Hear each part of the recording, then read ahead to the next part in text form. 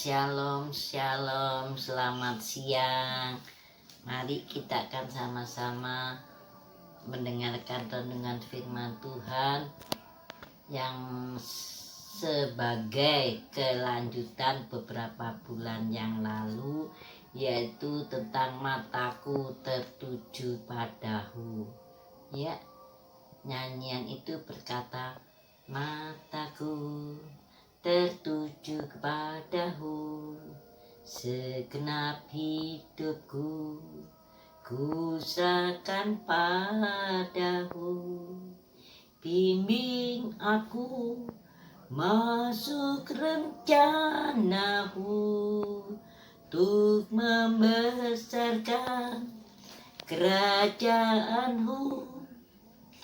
Ku mau mengikuti kehendakmu ya Bapa. Ya, sampai di sini. Renungan sampai ku mau mengikuti kehendakmu ya Bapa. Ini adalah kata-kata Yesus waktu di Bukit Getsemani sebelum dia ditangkap, sebelum dia naik ke kayu salib.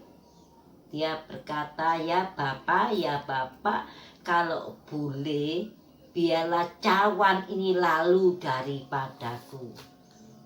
Namun dalam hal ini biarlah kehendakmu yang jadi. Kalau boleh cawan ini lalu daripadaku. Ya. Namun bukanlah kehendakku yang jadi, tapi kehendakmu yang jadi. Nah, kata-kata ini saya ambil tentang kehendak. Ya, di situ ada kehendakku dan kehendak Bapa. Ya, memang secara rohani ada 3 kehendak yang menguasai manusia, yang ada dalam kehidupan manusia. Ada 3. 1, kehendak iblis. 2, kehendak manusia. 3, kehendak Tuhan. Ada 3.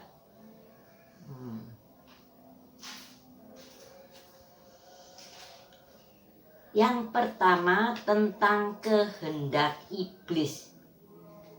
Maunya iblis. Sebab 1 Petrus 5 jelas dikatakan, sadarlah dan berjaga-jagalah, musuhmu lawanmu si iblis. Nah, ya, musuhmu lawanmu si iblis bagaikan singa. Nah, yang mengaum-ngaum setiap saat hendak menerkam siapa yang bisa diterkamnya. Nah, itu iblis, kehendak iblis. Siapa iblis? Dia adalah musuh lawan kita. Siapakah iblis itu? Dialah bapak pembohong dan penipu adanya. Ayat ini akan kita baca, ya. Sebab perlu kita baca supaya kita mengerti. Dikatakan Yohanes pasal 8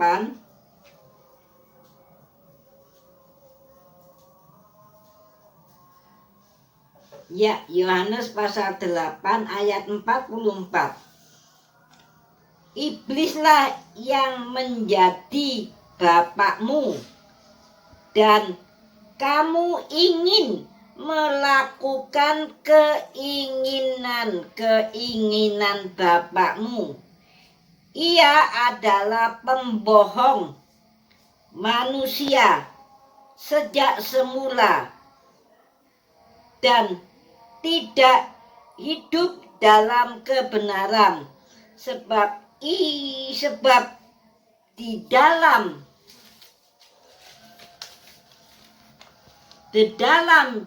dia tidak ada kebenaran. Apabila ia berkata dusta, ia berkata atas kehendaknya sendiri, sebab ia adalah pendusta dan bapak segala dusta. Itu Yohanes 8 ayat 44. Kita baca satu ayat lagi, Yohanes 10 ayat yang ke-10. Pencuri datang hanya untuk mencuri dan membunuh dan membinasakan. Aku datang supaya mereka mempunyai hidup dan mempunyai dalam segala kelimpahan. Yang dimaksud pencuri datang hanya untuk mencuri dan membunuh dan membinasakan. Itulah iblis, ya, penipu, pembunuh, pembohong, pembinasa. Iya, iblis. Dan Matius 4 tidak saya baca. Matius 4 berkata, semua kuberikan kepadamu, tapi kamu harus menyembah aku. Itulah iblis. Kehendak iblis manusia supaya menyembah dia, percaya dia, mengikut dia. Iblis. Kehendak iblis. Puji Tuhan. Haleluya. Ayat demi ayat tadi kita baca lagi di rumah, diteliti, ditelusuri siapakah iblis itu, gimana keberadaannya. Dia memang punya maksud memberi sesuatu kepada manusia supaya dia menyembah, ikut dia. Itulah kehendak iblis, memberi tetapi akan membinasakan. Saya ingat satu kesaksian, ya, yang dialami mereka yang percaya iblis, mengikuti kehendak iblis dalam keadaan tersesat, ya. Beberapa tahun yang lalu ada satu pemuda, ya, dia berkata, itu anak sudah tak pasangi rumahnya. Dipasangi apa, Pak? Saya pasangi supaya tidak ada yang senang dia. Sebab aku senang dia, tapi dia tidak mau. Saya pasangi dengan jampi-jampi. Loh, itu orang yang percaya dan ikut jalannya iblis. Itu pernah terjadi.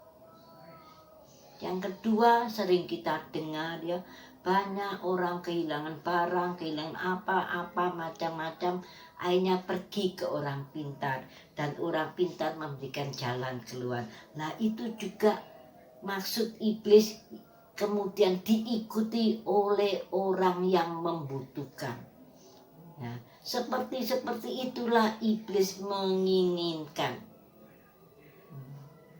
Tuhan, Teguh yang dikasih, jadi kehendak iblis kita tahu dari Yohanes 10 ayat 10, Yohanes 8 ayat 44, kita baca pelan-pelan. Mengapa harus kita tahu? Sebab sekarang akhir zaman, iblis lebih giat bekerja. Lewat firman Tuhan kita tahu iblis musuh kita. Lewat firman Tuhan kita belajar tahu juga siapa musuh iblis. Musuh iblis adalah satu, umat Allah di dalam nama Tuhan Yesus. Yang kedua, musuh iblis siapa? Orang-orang yang mengasihi Tuhan dan dikasihi Tuhan. Yang ketiga, bisa dikatakan orang pilihan Tuhan. Itulah orang-orang musuh iblis.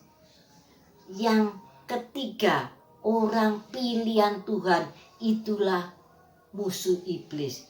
Coba kita baca ayat yang terakhir sekali lagi. Sebab Mesias-Mesias palsu dan nabi-nabi palsu akan muncul, dan mereka akan mengadakan tanda-tanda dan mujizat-mujizat dengan maksud sekiranya mungkin menyesatkan orang-orang pilihan. Oke. Jadi lewat firman Tuhan, kehendak iblis itu kita harus tahu dia ingin menyesatkan setiap orang-orang yang menjadi musuhnya. Siapa dia? Umat Allah yang percaya Tuhan Yesus. Kedua, orang umat Allah yang mengasihi Yesus. Yang ketiga, orang pilihan Tuhan. Katanya Markus 13:22. Itulah musuh iblis yang hendak diterkam untuk menjadi pengikutnya. Inilah renungan pendek firman Tuhan. Nanti kita akan sambung. Yang penting kita tahu maksud iblis, ya, maunya iblis kita tahu, dan kita belajar waspada, hati-hati, jaga-jaga. Puji Tuhan. Ini yang pertama, kehendak iblis supaya semua orang menyembah Tuhan, terlebih umat Allah di dalam nama Yesus, umat Allah yang mengasihi Yesus, umat Allah yang menjadi pilihan Tuhan. Puji Tuhan. Sekian firman Tuhan. Tuhan memberkati.